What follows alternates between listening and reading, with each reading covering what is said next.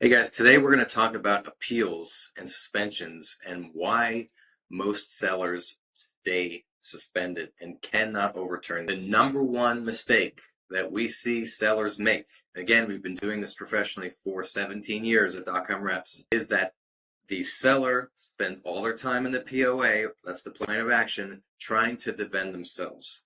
And that's exactly why the appeal is continually rejected after submission.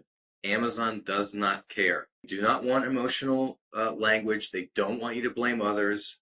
They don't want to read, we didn't do it, or provide vague fixes. We won't do it again. We're going to be more careful. The system uses algorithms to check the language within the appeal and make sure you check all the boxes. By doing that, you will stay restricted. Amazon cares about only things. In your appeal, you need to address these three things. What caused the problem? What did you do to fix the problem? And what will you do to prevent the problem from happening again? The entire process is meant to be Amazon can mitigate risk forward. The one thing that we see most sellers do is immediately blame the customer. Have hard evidence and there's been a conversation that is buyer-seller related, they can trace it back to, just go and blame the customer. Provide factual evidence. They want you to touch on these three things: the root cause, action, prevention.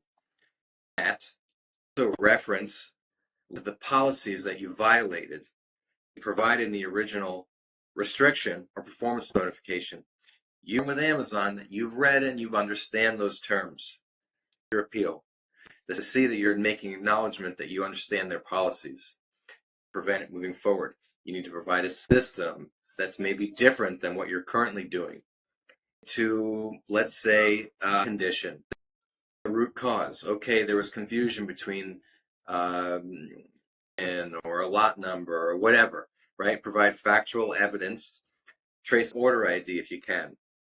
Voice of the customer. You need to make Amazon aware that you have read all your buyer-seller messages. You've confirmed and read all of your performance notifications. You've checked all the cases. You've read all the policies.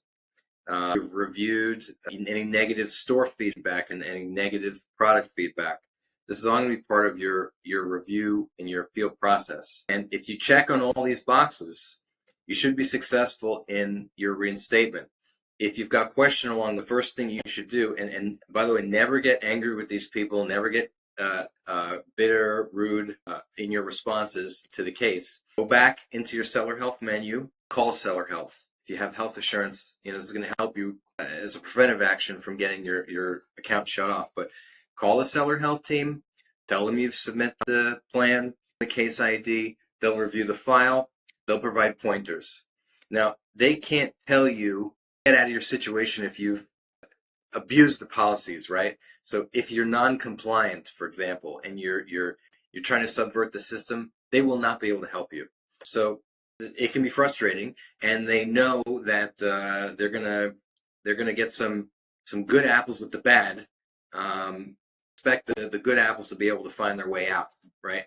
Or if you look at it like a fishing net, right? So every once in a while, the dolphin gets caught in the tuna trap. They're hoping that dolphin, good sellers, can navigate their way out of the trap or net because they are selling compliant products and they're following all the policies. So that's their assumption. It is a frustrating process, but as long as you stick to those rules, it can help you. Now, last year or two, you have tools available that widely available and mostly free that can help you write your POA. So leverage ChatGPT, leverage Gemini.